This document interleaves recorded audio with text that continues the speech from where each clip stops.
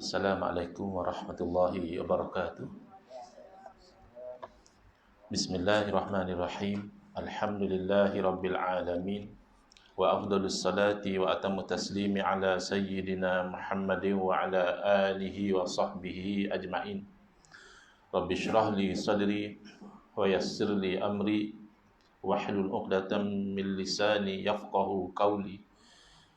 Subhanaka la ilma lana illa ma 'allamtana innaka antal alimul hakim. Allahumma akhrijna min zulumatil wahmi wa akrimna binuril fahmi waftah alaina bima'rifatil ilmi wahsahhil akhlaqana bil hilm waj'alna mimman yastami'una al-qawla fayattabi'una ahsana. Allahumma ati nufusana taqwaha wa zakkiha anta khairu man zakkaha anta waliyuha wa maulaha. Allahumma arinal haqqa haqqan warzuqna ittiba'ah wa arinal batila batilan warzuqna ijtinabah. Allahumma anfa'na bima 'allamtana wa 'allimna ma yanfa'una wa zidna ilman wa huda, amma ba'd.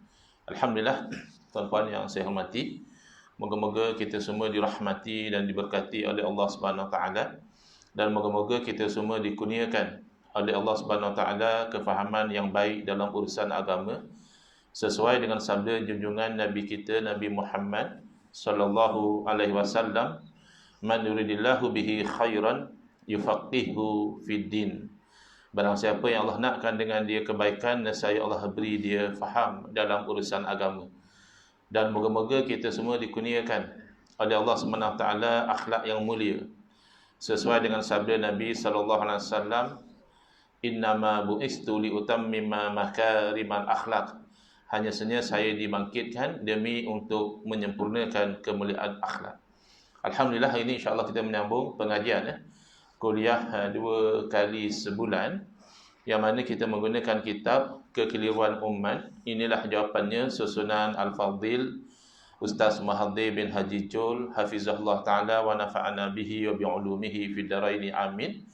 Yang mana beliau memberi deskripsi kepada kitab ini adalah pencerahan kepada persoalan khilafiyah, persoalan yang ada perbezaan pandangan dalam masyarakat.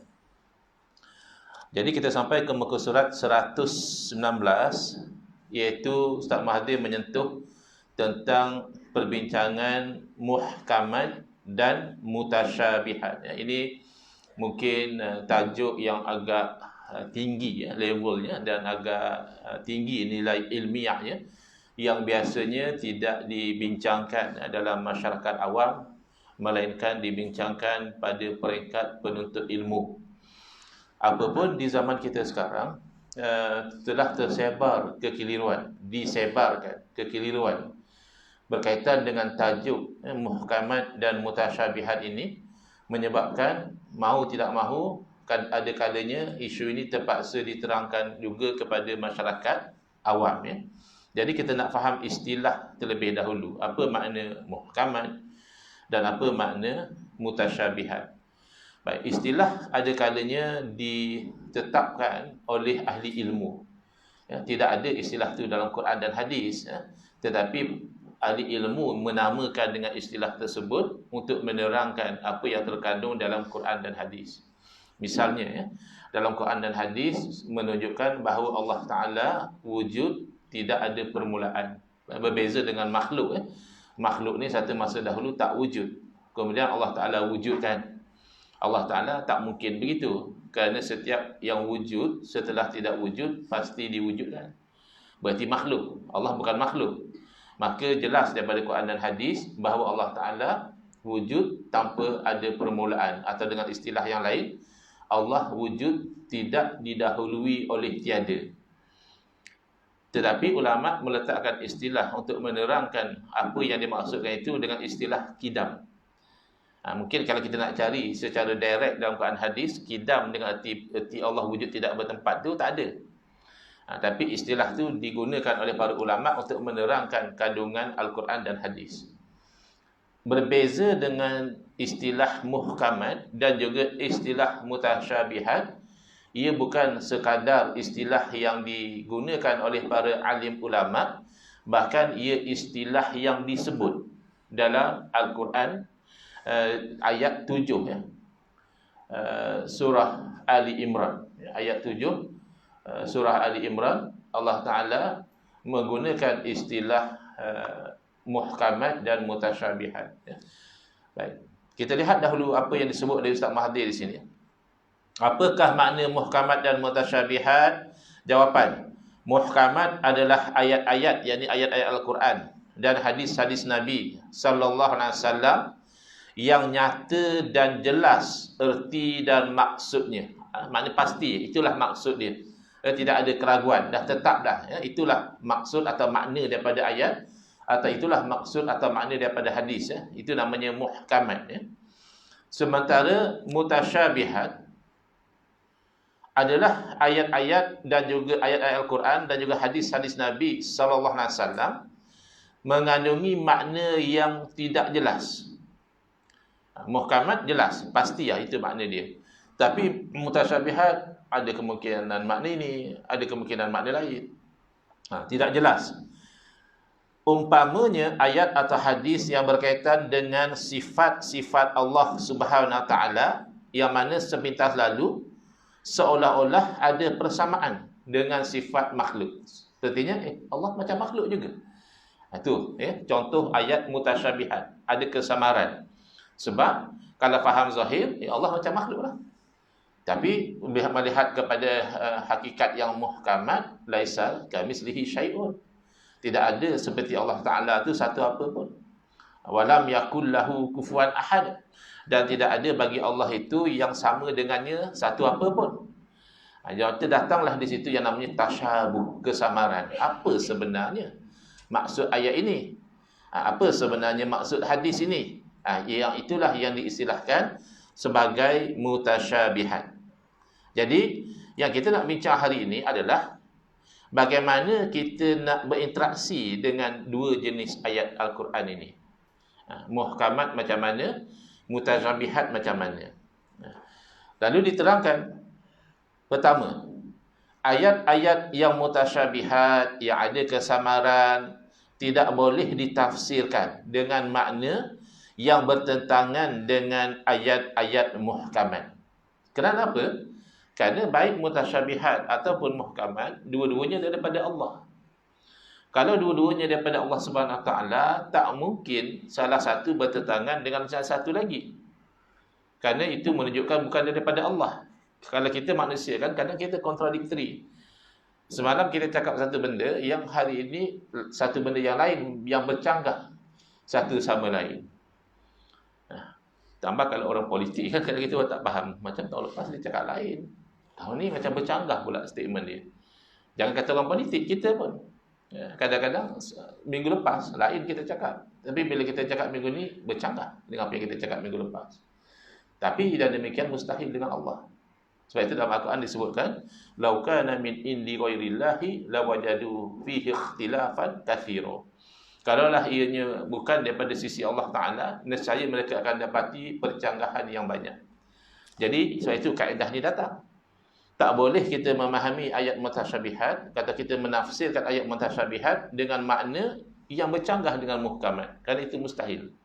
Dia mesti tally antara muhkamat dan mutasyabihat, kerana kedua-duanya adalah daripada Allah Ta'ala.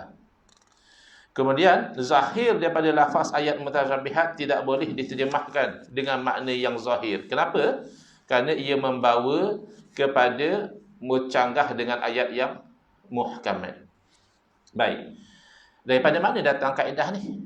Kaedah yang mengatakan ayat mutasyabihat tak boleh ditafsirkan dengan makna yang bertentangan ayat muhkamat. Zahir lafaz ayat mutasyabihat tidak boleh diterjemahkan. Macam mana tu? Ia datang sebenarnya daripada ayat 7 tadi. Kalau yang mana ada aplikasi Al-Quran dalam handphone, boleh buka ayat 7 supaya kita sama-sama rujuk. Buka aplikasi Al-Quran. Saya rasa kebanyakan daripada kita ada install. Sekurang-kurangnya satu aplikasi Al-Quran. Kalau tak ada install langsung, rugi sangatlah kecanggihan teknologi yang kita beli mahal-mahal sampai beribu-ribu, sampai satu aplikasi Al-Quran pun tidak install. Kadang-kadang setengah orang sampai 2-3 sebab lain aplikasi lain dia punya kelebihan dia. Baik. Tak kisahlah mana-mana aplikasi, buka ayat 7 surah Ali Imran. Surah Ali Imran, yakni surah yang ketiga. Surah yang pertama Al-Fatihah, surah yang kedua Al-Baqarah, surah yang ketiga adalah surah Ali Imran.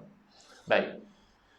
Dari sinilah umat Islam patut mengambil panduan, patut mengambil kayu ukur ataupun garis yang dijadikan sebagai sempadan dalam berinteraksi dengan ayat muhkamat dan juga ayat mutasyabihat. Allah berfirman, Huwallazi anzala 'alaikal kitaba. Dialah Allah Taala yang menurunkan kepada kamu, yakni kepada Nabi sallallahu alaihi wasallam, al-kitab. Al-kitab di sini maksudnya Al-Quran.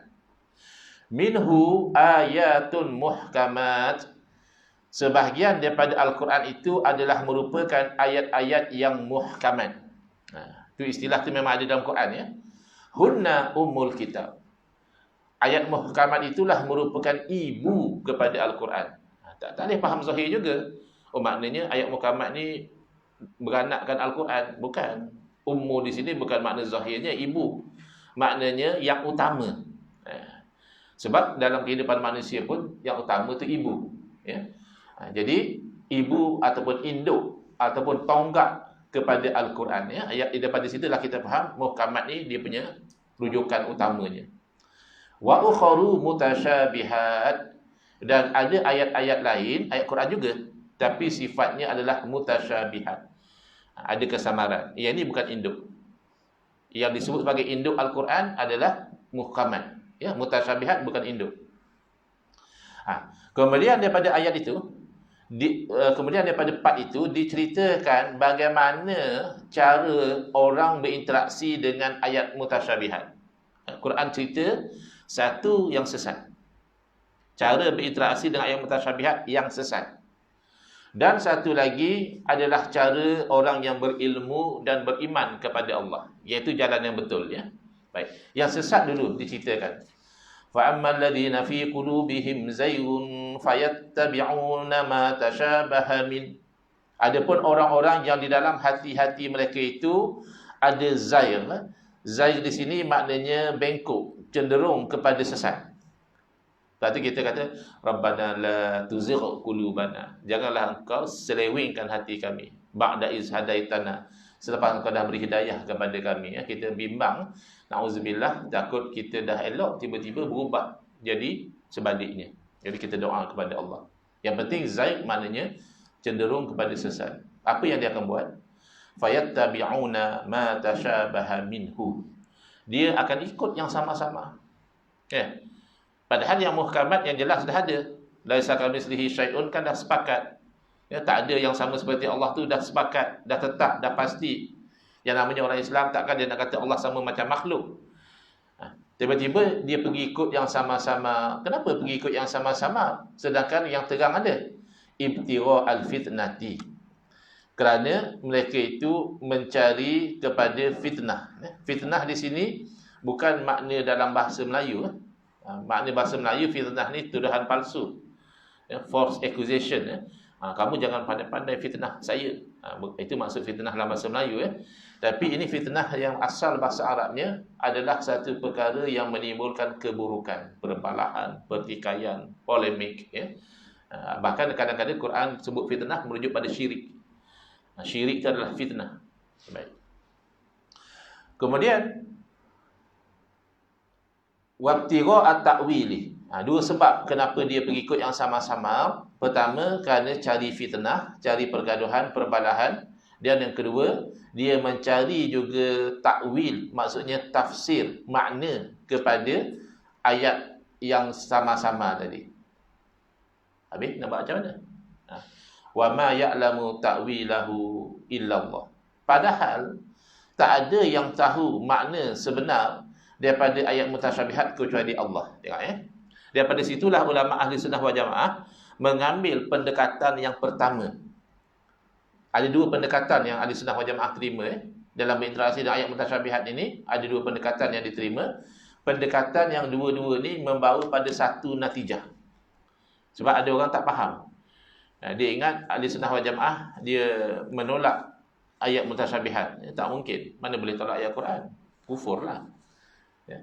Jadi apa natijah yang satu tu, kalau kita lihat di muka surat 120, iaitulah namanya tanzih. Mensucikan Allah Ta'ala daripada serupa dengan makhluk. Itu akidah ahli sunnah wal jamaah. Itu asas akidahnya. Tanzih. Tak mungkinlah Allah tu kurang. Allah lemah, Allah terpaksa, Allah tak tahu, itu semua dinafikan, tanzih. Yang kedua, mensucikan Allah daripada menyerupai makhluk. Itu maksud tanzih. Mensucikan Allah daripada sebarang kekurangan dan mensucikan Allah daripada menyerupai makhluk. Itu maksud daripada tanzih. Nak sampai kepada tanzih itu, dua cara yang diterima. Cara yang pertama berdasarkan ayat tadi. Wa ma ya'lamu ta'wilahu illallah. Tidak ada yang tahu makna sebenar daripada ayat mutasyabihat kecuali Allah. Oleh kerana tak ada yang tahu kecuali Allah, apa jalan? Serah pada Allah lah. Dah Allah yang tahu. Kan? Allah sendiri sebut, Allah sendiri bagi tahu, tidak ada yang tahu makna ayat mutasyabihat kecuali Allah. Serah pada Allah. Serah pada Allah inilah dinamakan tafwid. Cuba lihat langkah ketiga. Tafwid. Tafwid maknanya serah bulat-bulat. Saya nak bagi contoh makna tafwid ni. Dalam bab cerai, dalam Islam, hak untuk menceraikan adalah hak suami. Tak tahulah nanti ikut nak tukar pula atas nama persamaan gender. Sekarang kan dah boleh mengurat isteri orang. Sebab kalau tak boleh mengurat isteri orang, dah isteri jadi macam harta suami lah pula. Bukan macam tu bang.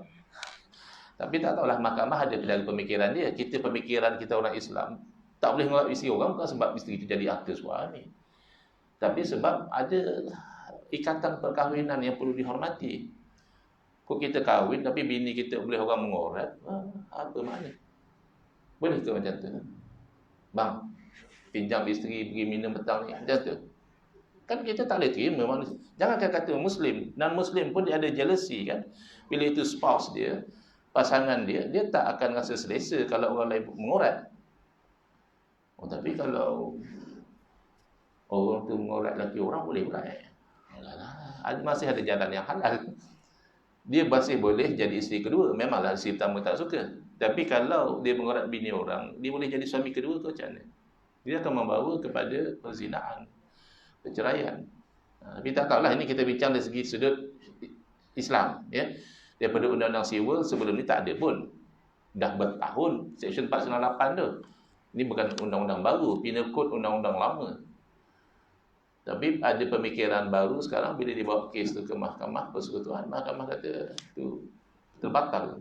Seksyen tu tak boleh pakai sebab dia bercanggah dengan persamaan antara lelaki dan wanita. Itu pun kita sebagai orang Islam, kita tengok persamaan yang macam mana kamu nak. Persamaan memang ada. Kita lelaki dan wanita ada persamaan, sama-sama manusia, ada hati, ada perasaan, ada hak. Tak boleh dizalimi. Tapi ada perbezaan. Kalau kita lihat secara fikiran yang terbuka, kita akan terima biologically tak sama. Saya sekarang memang orang panggil ustaz. Tapi masa saya sekolah dulu, saya sekolah aliran sains. Saya ambil aliran sains, belajar biologi, chemistry dan juga fizik. Dalam kelas biologi, cikgu tunjuk diagram. Lelaki, ini dia punya reproductive system, diagram. Ini wanita lain. Tak payah diagram pun kita tahu lain. Itu biologically. Psychologically, orang yang kaji psikologi, dia tahu psikologi perempuan dengan lelaki tak sama. Perempuan dia boleh multitasking berbanding dengan lelaki. Sebab tu perempuan dia boleh dengar banyak benda satu masa.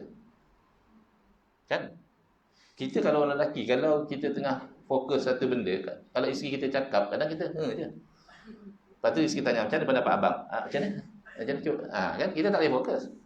Psychologically pun tak sama. Emotionally tak sama. Emosi lelaki, emosi wanita tak sama. So, nak persamaan yang sampai ke tahap mana? Even those yang promote gender equality pun, mereka masih menerima sport event, ada acara lelaki, ada acara wanita. Kenapa tak compete je? Berlari sama-sama. Kan kata sama. Kan? Kenapa sampai sekarang masih ada acara lomba lari lelaki, acara lomba lari wanita, renang lelaki, renang wanita, ya, compete sama-sama. So, adakah dia nak complete equality, which is impossible. Lelaki macam mana lepas kahwin? Ramai lelaki lepas kahwin mengandung, tak pernah beranak pun. Tuan-tuan maintain lah kan. Tuan-tuan dalam servis IJP kata nak suruh slim kan, tak mau yang perut boroi. Tapi even kalau boroi sekali pun tak akan melahirkan anak. Impossible. Jangan kata-kata kita yang sekadar perut besar, yang memang dah buat pembedahan, dia potong buang lah pula yang Allah dah bagi. Dia adjust sebab lubang lah, makan hormon lah, kadang orang kata lagi lawa pada perempuan asli. Boleh mengandung kan? So itu yang berlakulah dalam masyarakat kita sekarang. Kita pun harap ada solusi yang lebih baik, yang selari dengan agama kita, yang selari juga dengan realiti kehidupan. So, realiti kehidupan lelaki dan wanita is not created to be equal. They are created to be different, to complement each other, not to compete with each other. Kan? Kita lelaki ada kelebihan yang tak ada pada wanita, dan sebaliknya. Ada benda-benda yang kita tak boleh, tapi perempuan boleh. So, completing each other, complementing. Baik, kembali pada perbincangan kita. Jadi, sekarang ini, berdasarkan pada ayat Al-Quran ini, wa ma ya'lamu ta'wilahu illallah, tidak ada yang tahu makna sebenar daripada ayat mutasyabihat, maka kita serah kepada Allah, namanya tafwid. Jadi perbincangan kita yang kesana kemari tadi tu nak cerita beza tafwid ni dalam bab menceraikan, ya. Seorang lelaki dia boleh, oleh kerana dia ada hak untuk menceraikan. Jadi secara umumnya dia ada exception. Secara umum, sesiapa yang ada hak, dia boleh mewakilkan kepada orang lain untuk melaksanakan hak dia. Ini secara umum. Jadi, dia ada hak untuk menceraikan. Dia boleh wakilkan orang lain untuk ceraikan isteri dia. Termasuk isteri dia sendiri. Contohlah ya, satu orang isteri, dia memang asyik minta cerai aja. Suami tak nak cerai. Tapi asalnya suami pun bosan. Dia kata macam ni lah, saya wakilkan ke awak lah. Dah awak nak bercerai, saya wakilkan ke awak untuk awak ceraikan diri awak sebanyak 1 talak. Itu namanya taukil. Jadi isteri bolehlah ceraikan isteri dia dengan 1 talak sebab dia jadi wakil. Berbeza dengan kalau suami dia tafwid. Suami dia kata dalam bahasa Arab, fawattu amraki ilaiki. Saya serahkan, saya tafwidkan urusan awak kepada awak. Yang tu terpulang isteri nak cerai dia 1 talak ke, 2 talak ke, bila dia nak cerai terpulang. Sebab tafwid ni serah bulat-bulat. Itu maksud tafwid, ya. Jadi tafwid dalam kes ayat mutasyabihat ni, maknanya kita tak bincang pun makna tu. Kita serah bulat-bulat kepada Allah Ta'ala, ya. Contoh yang selalu jadi isu kebelakangan ini dalam masyarakat kita, akibat ada orang nak mengatakan Allah Ta'ala bertempat di atas arasy. Bila kita tolak dakwaan dia, kita kata Allah tidak bertempat. Kerana bertempat itu kan ciri makhluk. Dan Allah yang ciptakan tempat. Kamu kata arasy. Arasy itu kan makhluk Allah. Tak mungkin Allah bertempat pada makhluk dia. Yalah, tapi kan Allah Maha Berkuasa. Betul, Allah Maha Berkuasa. Tapi kuasa Allah tidak kena mengena dengan yang mustahil.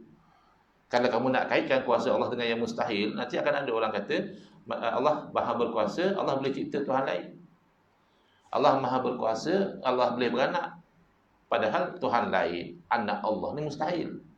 So tak ada cerita tentang kudrah. Kudrah ni hanya kaitannya dengan yang mungkin. Yang boleh wujud, boleh tak wujud, itu ya cerita kudrah Allah. Yang mustahil wujud, tidak ada cerita dengan kudrah. Jadi Allah berada pada makhluk itu mustahil. Jadi yang mereka tak faham. Baik, jadi bila kita pergi kepada istawa dengan tafwid, Ar-Rahmanu 'alal 'arsy istawa, Tuhan yang Rahman istiwa dia atas arasy, itu terjemahannya. Maka istiwa itu maknanya serah kepada Allah. Ya. Istiwa wajib terima. Ada orang ingat kita tolak istiwa, tak boleh. Kita wajib menetapkan apa yang namanya istiwa bagi Allah. Tapi bila ditanya apa makna istiwa, maka jawapannya adalah istiwaan yaliqu bihi jalla jalaluhu. Yang dikatakan istiwa itu adalah istiwa yang layak dengan Allah. Macam mana? Wallahu a'lam. Pernah Imam Malik, ulama salaf rahimahullah taala, bila ditanya macam mana istiwa Allah, Imam Malik mengatakan kepada yang bertanya itu, wasu'alu anhu bid'atun. Tanya macam mana istiwa Allah tu satu bentuk bid'ah, ya, satu bentuk perkara baru yang buruk. Bukan bid'ah ini yang hasanah tu lain, ya, ini bid'ah yang buruk. Jadi sebab itu ada tafsir seperti tafsir Jalalain, dia ambil metod tafwid, ya. Bila pergi pada istawa, kita tengok tafsirannya, istiwaan yaliqu bihi jalla jalaluhu. Ya, istiwa adalah istiwa yang layak dengan Allah. Selesai, ya, itu tafwid. Dan itu diterima, ya, oleh ahli sunnah wal jamaah. Makna ayat tasyabihat serah kepada Allah sesuai dengan firman Allah, wa ma ya'lamu ta'wilahu illallah. Baik. Tetapi ada juga yang tidak wakaf, tidak berhenti bacaan itu pada lafaz Allah. Sebaliknya dia sambung dan berhenti pada lafaz al-ilm. Jadi ayat akan jadi macam mana? Wa ma ya'lamu ta'wilahu illallahu war-rasikhuna fil ilm. Tidak ada yang tahu makna daripada ayat mutasyabihat kecuali Allah dan orang-orang yang mendalam ilmunya. Jadi kalau ikut bacaan yang kedua ni, yang tahu makna ayat mutasyabihat adalah Allah dan orang yang mendalam ilmu juga tahu makna ayat mutasyabihat. Bila orang yang mendalam ilmu tahu juga makna ayat mutasyabihat, datanglah metod yang kedua. Metod yang pertama tadi namanya tafwid, serah bulat-bulat. Metod yang kedua namanya takwil. Maknanya dialih daripada makna yang tidak layak, istawa dengan makna duduk, istawa dengan makna bertempat, ya. Istawa dengan makna menetap, ya. Ini semua makna yang tidak layak, dialih. Tak mau makna itu kepada makna yang tidak bercanggah dengan akidah. Sebenarnya yang tafwid tadi juga alih, tapi dia alih secara umum. Dia panggil takwil ijmali, ya. Takwil secara umum. Maknanya apa? Adakah istawa bermakna duduk? Tidak. Habis itu apa makna istawa? Wallahu alam, Allah yang lebih tahu. Itu tafwid. Takwil permulaannya sama. Adakah istawa makna duduk? Tidak. Habis apa makna istawa? Mungkin makna berkuasa. Kerana salah satu makna istawa menguasai. Mungkin makna menjaga. Kerana salah satu makna istawa adalah hafizah. Mungkin makna menggagahi. Kerana salah satu makna istawa adalah qahara. Baik. Cuba kita lihat. Kenapa ulama menerima makna-makna ni? Kerana tak bercanggah dengan muhkamat. Tengok, kalau kita terima makna istaula, iaitu Allah menguasai arash. Betul tak Allah menguasai arash? Betul. Walaupun kita kata, ini Mu'tazilah yang cakap macam ni. Ya betul, Mu'tazilah yang memahami dengan makna istaula. Tapi kefahaman Mu'tazilah dalam perkara ni masih tak bercanggah dengan akidah. Sebab itu kita tidak menentang. Ya? Memang kita tolak Mu'tazilah ni ahlul bid'ah. Ada bid'ah-bid'ah di dalam akidah yang kita tolak. Bid'ah dia kata tak boleh lihat Allah dari akhirat, itu kita tolak. Bid'ah dia mengatakan Al-Quran sebagai kalam Allah tu makhluk, itu kita tolak. Tapi sekadar dia mengatakan istawa dengan makna istaula, Allah menguasai arash, masih boleh diterima. Ataupun istawa dengan makna hafizah, Allah menjaga arash. Betul tak Allah yang menjaga arash? Ya betul, Allah yang menjaga segala-galanya, langit bumi dan segala-galanya. Kalau kita katakan Allah menggagahi arash, ya, mungkin bahasa menggagahi ni itulah yang paling kita boleh fikirkan untuk terjemah qahara. Maknanya apa? Makna arash ni nak tak nak terpaksa patuh kepada kehendak Allah. Betul lah. Makhluk ni semua terpaksa patuh kepada kehendak Allah. Manusia, jin, malaikat, ya, syurga, neraka, langit, arash. Jadi itu namanya takwil. Dan kedua-duanya masih menjaga tanzih. Maknanya Allah tak sama seperti makhluk dan Allah tidak kurang. Sebab itu diterima kedua-dua metod ini. Metod tafwid, serah bulat-bulat kepada Allah, adalah metod yang digunakan oleh kebanyakan salaf.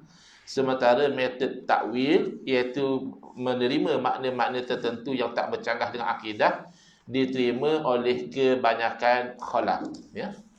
Apa makna salaf dan khalaf dalam isu ini? Makna salaf dan khalaf adalah salaf generasi awal umat Islam, sahabat tabi'in dan tabi'in. Sementara makna khalaf adalah generasi umat Islam selepas daripada itu. Jadi saya nak beri satu peringatan yang penting. Perbezaan dalam isu ini bukan antara salaf dan khalaf. Ada orang kata saya ikut akidah salaf, saya tak nak ikut akidah khalaf. Bukan. Perbezaan adalah antara akidah ahli sunnah wal jamaah, salaf dan khalaf sama saja, dengan akidah ahlul bid'ah. Orang yang buat bid'ah dalam akidah ni, salaf pun ada, zaman dulu pun sudah ada yang buat bid'ah, dan khalaf yang zaman kemudian juga ada yang buat bid'ah. Jadi jangan kita kata dalam bab ni salaf lain, khalaf lain. Tidak. Asal di ahli sunnah wal jamaah, akidah dia sama, iaitu tanzih. Cuma metod berbeza. Tapi kalau ahlul bid'ah, salaf ke khalaf ke sama juga. Zaman sahabat pun ada ahlul bid'ah. Antara ahlul bid'ah yang besar yang ngaku jadi nabi tu, Musailamah al-Kazzab tu ahlul bid'ah lah. Ada pula dia mengaku jadi nabi. Masa tu sahabat-sahabat hidup lagi. Ya. Jadi zaman salaf lah, confirm lah Musailamah tu hidup zaman salaf, tapi bukan berarti dia betul. Dia ahlul bid'ah zaman tu. Jadi untuk memudahkan kita faham, dalam berdepan dengan ayat mutasyabihat ni ada dua pertemuan yang utama. Pertama, dipegang oleh ahli sunnah wal jamaah, iaitu tetap maintain tanzih. Allah tak sama seperti makhluk. Kerana itu yang muhtamad, yang pasti. Dan ada yang terjerumus dalam tashbih, iaitu dia menerima makna yang membawa kepada Allah tu macam makhluk juga. Kita tak nak yang tashbih tu. Kita nak maintain yang tanzih. Sama ada kita ikut tafwid, serah pada Allah lah makna sebenar, atau kita ikut takwil, iaitu kita terima makna-makna yang tak bercanggah dengan akidah. Kedua-duanya itu masih ahli sunnah wal jamaah. Berpandu pada ayat ni. Sebab kalau ikut yang sama-sama, jadi yang amal lazina fi qulubihim zaygun. Kan? Yang ikut yang sama-sama macam Allah pun sama macam makhluk juga, itu yang Allah sebut orang yang dalam hati mereka itu zayg, ya, cenderung pada bengkok. Ya. Jadi jangan kita terpengaruh dengan tashbih. Dan yang tashbih inilah yang dicenderung oleh golongan Wahabi di zaman kita ni. Tashbih ni bukan benda baru. Sebelum ada Wahabi pun dah ada dah tashbih ni. Ini golongan musyabbihah ni, ahlul bid'ah yang dulu lagi. Dah ada, start daripada lepas zaman salaf tu dah mula timbul. Ya, aliran musyabbihah ni.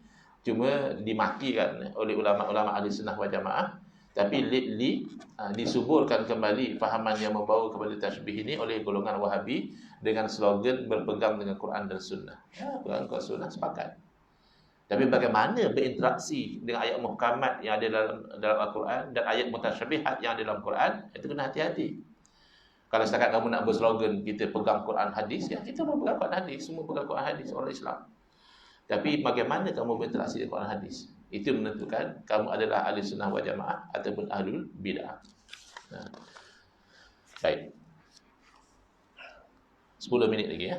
Seterusnya, ada orang kata, saya ikut salaf. Salaf tidak takwil. Maknanya takwil secara terperinci itu salaf tak buat. Tak betul. Saya dah sebut tadi, metod tafwid, serah bulat-bulat pada Allah ni adalah pilihan kebanyakan salaf, bukan semua. Dalam keadaan-keadaan tertentu, salaf sendiri takwil secara terperinci. Maknanya salaf letak satu makna kepada ayat mutasyabihat. Contoh ya, lihat di muka surat 122. Soalan, adakah golongan salaf mentakwil secara tafsir? Jawapan, walaupun jumhur, majoriti golongan salaf mentakwil secara ijmal, yakni secara menyeluruh sahaja, ada juga di kalangan salaf yang mentakwil secara tafsil. Jadi jangan salah dakwa ya, kononnya salaf tidak takwil ya. Cuba lihat bukti ya. Yang mana datang singgah chat ya sebagainya ni dalam live ni, ambil faedah ya daripada perkongsian kita. Ayat Al-Quran surah Al-Qalam ayat 42. Allah berfirman, yauma yukshafu an saq, hari yang disingkapkan betis. Saq dari segi zahir makna betis. Jadi ada orang kata ya, yang keliru lah. Dia kata dari akhirat nanti ya Allah ada betis. Jadi Allah singkap betis Allah. Salaf tidak bermaknakan demikian. Siapa salaf ni? Sahabat Nabi. Sayyidina Abdullah bin Abbas radhiyallahu anhuma mentakwilkan perkataan saq yang zahirnya bermakna betis dengan makna syiddah, iaitu kedahsyatan ataupun suasana yang genting, ya. Boleh rujuk kitab Fathul Bari, syarah kepada Sahih Bukhari dan tafsir Ibn Jarir. Ya, takwil ini juga dinaqalkan oleh Imam Sa'id bin Jubair, Imam Qatadah, Imam Ibn Jarir At-Tabari, daripada Imam Mujahid dan lain-lain. Ini semua salaf. Yang kita sebut nama-nama ni semua adalah ulama salaf. Semua pun tidak memahami sak dengan makna zahir, iaitu betis, tapi memahami dengan makna syiddah. Apa kena makna betis atau syiddah? Wallahu alam. Ini adalah bahasa Arab. Tapi kalau dalam bahasa Melayu pun ada elemen macam ini, ya. Sebagai contohnya, kita kata setelah pergaduhan itu semakin sengit, masing-masing menyingsing lengan. Jadi ada istilah menyingsing lengan. Jadi kalau kita faham maknanya menyingsing lengan ni kira nak bertumbuk lah, nak bergaduh lah. Tapi kalau orang tak faham, insya-Allah lah tak ada orang yang teruk sangat macam tu. Tapi kalau ada orang tak faham, dia kata, mana ada sisi lengan? Saya tengok dia orang baju pun tak pakai. Baju tak pakai, mana nak sisi lengan? Lah bukan masuk sisi lengan tu betul-betul sisi lengan, bang. Dia pakai baju ke tak pakai baju tak penting. Dia pakai lengan pendek nak sising apa? Ya, pakai singlet, apa lengan nak sising? Tapi maksudnya adalah bersedia untuk bergaduh. Bila melihat anjing yang garang itu, dia terus angkat kain. Ya. Loh, dia pakai seluar. Ustaz, nak pakai kain. Loh. Bukan maksud angkat kain itu betul-betul dia pakai kain dan dia angkat kain. Dia angkat kain itu adalah expression untuk mengatakan dia dah siap siaga nak lari. Bukan mesti dia betul-betul pakai kain. Itu dalam bahasa Melayu. Jadi dalam bahasa Arab, istilah disingkatkan betis ni, yukshafu ansab, adalah menunjukkan kedahsyatan dan kegentingan yang berlaku pada hari kiamat. Yaum di situ merujuk pada hari kiamat. Salah yang takwil. Kalau kamu kata kamu tolak takwil atas alasan berpegang dengan pegangan salah, tak betul.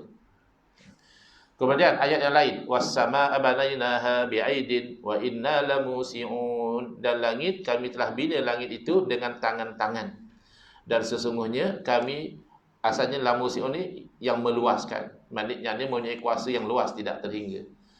Sayyidina Abdullah bin Abbas radhiyallahu anhu, ya, Sayyidina Abdullah bin Abbas ni rujukan utamalah dalam bab tafsir, mentakwilkan kalimah aidin yang zahirnya bermakna tangan-tangan. Maknanya Allah banyaklah tangan Allah kalau nak faham zahir, ya. Kepada makna quwwah, boleh rujuk tafsir At-Tabari. Dan takwil yang sama diriwayatkan daripada para tokoh tabi'in dan para pemuka salafus salih seperti Imam Mujahid, Imam Qatadah, Imam Ibn Zaid dan Imam Sufyan As-Sawri rahmatullah alaihi ajma'in. So, ini adalah satu fitnah kepada salaf bila mendakwa saya ikut salaf, saya tak takwil. Bukan. Ya, salaf takwil sama ada secara ijmal, itu majoriti lah, atau secara tafsil, ya, sebagaimana kita sedang beri contoh sekarang. Kemudian firman Allah Ta'ala, wa huwa ma'akum aina ma kuntum. Ya, orang yang nak kata Allah Ta'ala tu, dia boleh takwil pun ayat ni. Dan dia Allah Ta'ala bersama dengan kamu di mana kamu berada. Kalau ikut zahir, makna Allah berada di mana-mana. Sebab Allah berfirman dan dia maknanya zat Allah lah. Itu zahirnya. Dia berada bersama kamu di mana kamu berada. Al-Imam Sufyan As-Sawri rahimahullah ta'ala, ulama salaf mentakwilkan perkataan huwa yang bermaksud zat Allah dengan ilmu Allah. Bukan kata zat Allah tu bertempat di mana-mana. Ni lebih parah lagi daripada yang akidah bertempat atas arasy. Ya, yang berakidah Allah bertempat atas arasy tu pun dah tak betul, ya. Tiba-tiba berakidah pula Allah bertempat di mana-mana. Teruk sangat. Ya, dalam tong sampah pun ada Allah. Ya, dalam tandas pun ada Allah. Tak boleh lah macam itu. Habis ni wa huwa ma'akum aina ma kuntum, itu namanya takwil. Huwa di sini maknanya ilmu. Di mana saja kamu berada, jangan kamu ingat kamu lepas daripada ilmu Allah. Kalau orang faham hakikat ni dan amalkan, kuranglah jenayah. Tapi kalau kurang jenayah kan polis tak ada kerja pula. Kan? Jadi ada penjenayah ni ada hikmah, kan? So, ada orang bertugas sebagai keselamatan. Kalau semua orang baik-baik, tak adalah keperluan pada pasukan keselamatan. Ya. Tapi kalau kita ingat yang ini, ilmu Allah tu sentiasa dengan kita. Kita menyorok ke, kita sembunyi ke, gelap ke, terang ke, Allah tahu. Bahkan kalau nak terjemahkan dengan kudrah pun betul. Bukan berarti kalau kita lari daripada, kan ada kes yang apa nama? Sirul.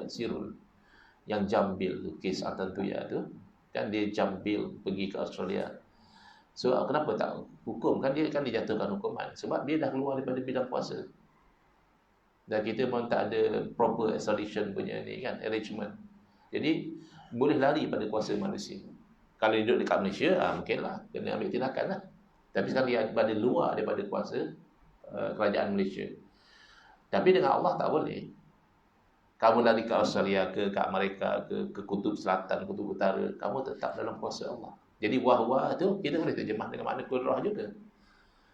Tapi kata-kata mereka, ini tak apa sebab memang konteksnya begitu. Itulah, konteks itulah maknanya takwil.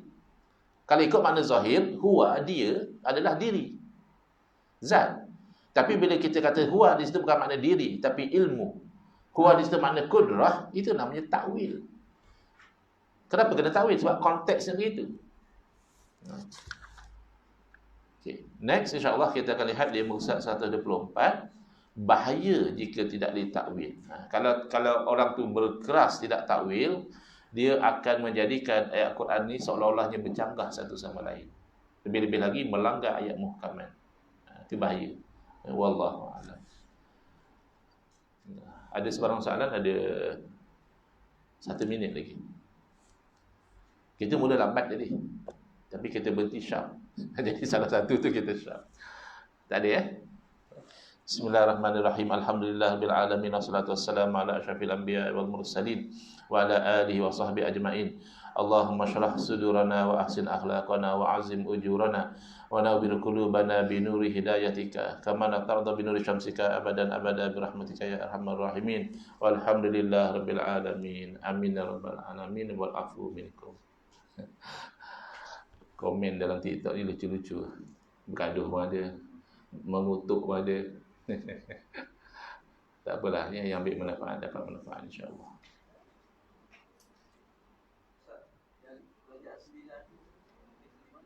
Macam mana? Kerajaan